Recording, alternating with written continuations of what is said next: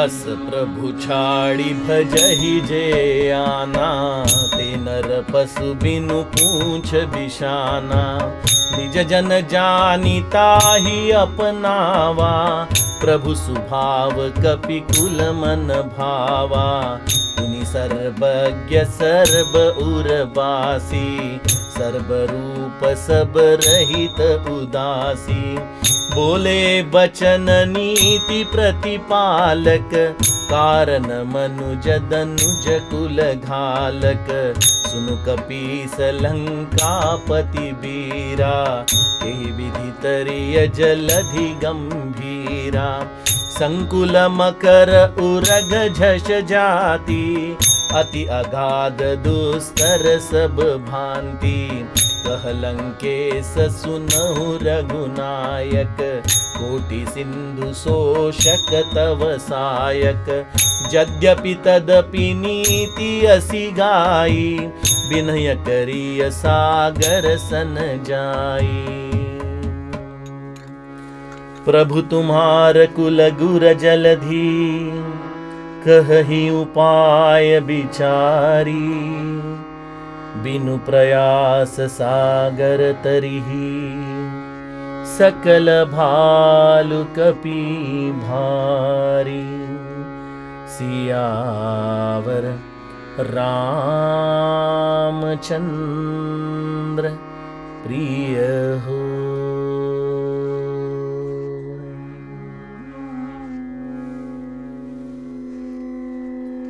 विभीषण जो एक नीति का विभूषण है, ऐसे नीति युक्त विभीषण का प्रभु राम ने लंकापति कर राज्याभिषेक किया है। जो लंका अभी तक राम ने प्राप्त ही नहीं की है, ऐसे लंका का दान उन्होंने विभीषण को बड़े संकोच के साथ कर दिया है। एक अत्यंत सुंदर कथा बीच में किसी कथाकार से मैंने सुनी थी। राम को पूछा गया कि हे राम, आप तो एक वचनी हो, आपने जो वचन दिया है उसे आप पूरा करते हो। राम ने कहा हां बिल्कुल। दूसरे ने कहा कि राम, आप शरणागत वत्सल हो, जो भी शरणागत आता है उसे आप प्राण की तरह संभालते हो। राम ने कहा हां बिल्कुल। तो फिर तीसरे ने पूछा, आपने विभीषण को तो लंकापति कर दिया, लेकिन अगर कल रावण आपके शरण में आए तो आप शरणागत वत्सल रावण को लंका के राज में रखोगे या नहीं? बिल्कुल रखूंगा। फिर आपका एक वचन कहां गया है राम? आपने तो विभीषण को अब लंकापति बना दिया। फिर उस अवस्था में आपका एक वचन, यह अवस्था निकल जाएगी। राम ने कहा नहीं, मैंने विभीषण को लंकापति बनाया है। अगर रावण मुझे शरण आता है तो भी लंकापति विभीषण ही रहेगा, और ऐसी अवस्था में अयोध्या का राज मैं रावण को दे दूंगा। लेकिन मैं मेरे वचनों पे बिल्कुल पक्का हूं। मैं एक वचनी हूं और मैं शरणागत वत्सल भी हूं। ऐसे विभीषण को जब राम ने राज्याभिषेक किया तब उन्हें एक ही चीज पूछी है, हे सुग्रीव, हे लंकेश, क्या आप मुझे इस दुस्तर जलधि से, इस सिंधु के पार जाने का कोई उपाय बता सकते हो? यह ऐसा सागर है जो मकर, सांप और मछलियों से भरा है। ऐसे सागर को पार करने की आपके पास कोई विधि है? ऐसे वक्त विभीषण उन्हें कहते हैं कि हे राम, आपका तो एक बाण भी ऐसे समस्त सिंधुओं को बिल्कुल तबाह कर सकता है, लेकिन नीति का कहना यह है कि आप सागर के पास जाइए, उसे विनय कीजिए, उसे प्रार्थना कीजिए, क्योंकि वह आपका कुलगुरु है। वही आपको उपाय बताएगा कि आप किस तरह से इस जल को पार कर आगे निकल सकते हैं। राम ने यह विभीषण की नीति को अपनाया और वह सिंधु के पास जाकर उसे प्रणाम कर उससे विनय करने लगे। तभी और एक कथानक सुंदरकांड में गोस्वामी जी हमें कहने लगते हैं। कथा ऐसी है कि जैसे ही विभीषण राम के पास आने के लिए निकले थे, रावण ने उनके पीछे अपने दूत भेज दिए। क्यों? क्योंकि रावण के मन में डर था, भय था। वहां क्या हो रहा है उस हर चीज का वह समाचार सुनने के लिए उत्सुक था। रावण के दूत यह समस्त चरित्र देख रहे थे और इस चरित्र को देखने के लिए उन्होंने राक्षस होने के बावजूद भी कपि देह धारण किया था।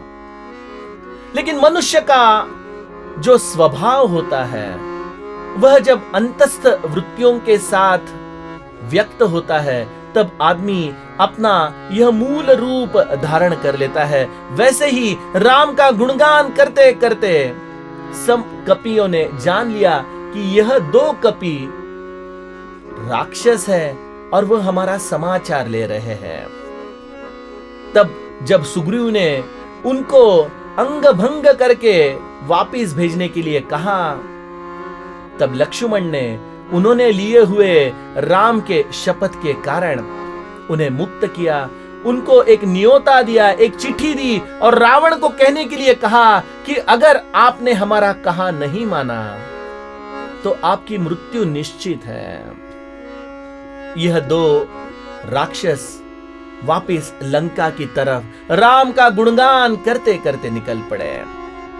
रावण के पास आए।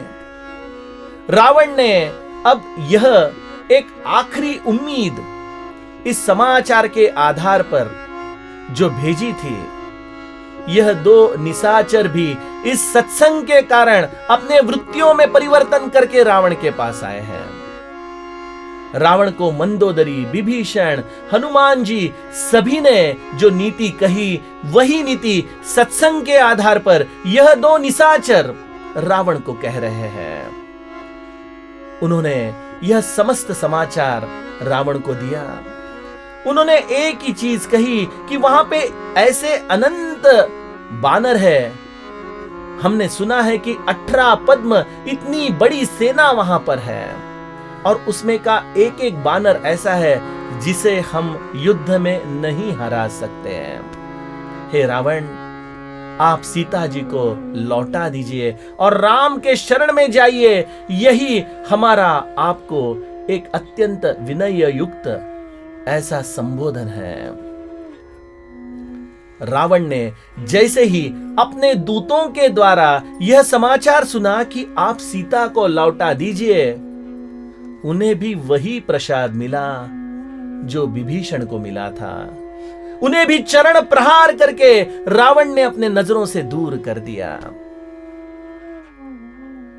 जैसे ही रावण के चरणों का प्रहार इन दूतों को मिला, वह फिर से सिंधु पार राम के पास आए और राम ने उन्हें इस निशाचर वंश से मुक्त कर दिया। कैलाशपति महादेव मां भवानी को कहते हैं कि यह दो निशाचर नहीं थे, यह तो केवल अगस्त्य ऋषि के शाप के कारण उन्हें यह निशाचर देह धारण करना पड़ा था। न जाने रावण के चरणों में ऐसी क्या जादू थी, जिन्होंने भी रावण के चरण प्रहार सुने, लिए और यह प्रसाद रूप में जिन्होंने प्राप्त किया, वह सभी को राम ने अपने मोक्ष का मार्ग दिखाकर उनका जीवन कृतार्थ से भर दिया था। इस तरह से इन दूतों की यह कथा सुंदरकांड के अंतिम पर्व में गोस्वामी जी हमें सुनाते हैं।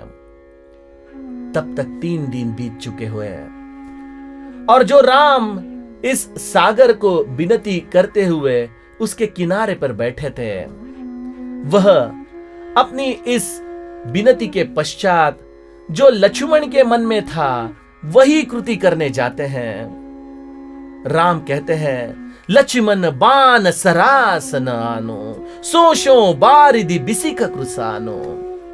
इस सागर को मैं अब मेरे इस धनुष्य बाण के आधार पर शोष लूंगा। हे लक्ष्मण, आपने जो नीति मुझे कही थी वही ठीक है, क्योंकि सठ सन विनय, कुटिल सन प्रीति, सहज कृपन सन सुंदर नीति, यह व्यवहार में हमें हमेशा धारण करनी चाहिए। लक्ष्मण को यह मत अत्यंत मन को प्रसन्नता देता है।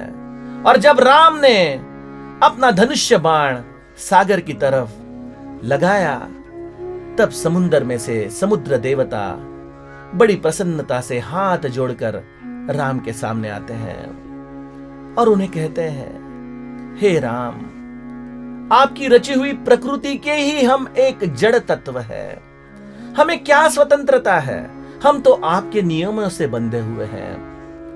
आपने मुझे सोच लिया तो इसमें आपकी कोई बड़ाई नहीं, क्योंकि हम तो आपके दास हैं। आपने जो नियमों में हमें बांध के रखा है उसके हिसाब से बर्ताव करना यही हमारा काम है। आपके पास नल नील के आधार पर जो दो उत्तम शिल्पकार है, जिन्हें बचपन में ही आशीर्वाद प्राप्त है कि उनके बनाए हुए, उनके स्पर्शित जो पत्थर है, उनके आधार से यह सेतु आपके प्रभाव के कारण, केवल आपके अधिष्ठान के कारण इस समुद्र पर तैर जाएगा। और यह सेतु ही, हे राम, आपको इस लंका तक ले चलेगा। यह सेतु बंधन था दुष्टों के उद्धार के लिए, प्रभु स्वयं इन दुष्टों के द्वार तक जाने का। यह कोई निशाचर बध नहीं था, यह रावण बध नहीं था, यह तो उनके उद्धार के लिए मेरे प्रभु स्वयं चल के उस लंका में निकले थे। ऐसे ही सुंदर कांड का यह अंतिम प्रसंग, समुद्र बड़े प्रेम से प्रभु के चरणों में शरण होकर अपने भवन निकलते हैं और यहाँ पे प्रभु राम को इस सेतु बांधने का एक उत्तर भी दे जाते हैं। ऐसा यह सुंदर कांड हमने पिछले कुछ 30 दिनों के आधार पर थोड़ा सा चिंतन करने की कोशिश की है। मैं कोई संत नहीं, ना मैं कोई कथाकार हूं, ना मेरा कोई प्रवचन का अनुभव है। मैं एक इंजीनियरिंग आदमी, केवल अपना व्यवहार करते करते जो गुरु कृपा से मेरे हृदय में यह कुछ शब्द चिंतन रूप से आए, जो पूज्य मोरारी बापू, राजेश्वरानंद जी ऐसे संतों के चरणों में बैठकर मैंने सुने, वही केवल मैं आपके सामने ले आया हूं। इसमें से जो आपको ठीक लगा वह सूत्र आप जीवन में अपनाइए, और जो भी कुछ मेरे से गलतियां हैं उसे बड़े मन से माफ कर दीजिए। निज भवन गवने सिंधु श्री रघुपति यह मत भायहु, यह चरित कलिमल हरज थामति, दास तुलसी गायऊ, सुख भवन संशय समन दवन, विषाद रघुपति गुण गना, तजी सकल आस भरोस गावही, सुनहि संतत सठ मना। सकल सुमंगल दायक रघुनायक गुण गान, सादर सुनहि ते तरहि भव, सिंधु बिना जल जान। सियावर रामचंद्र प्रिय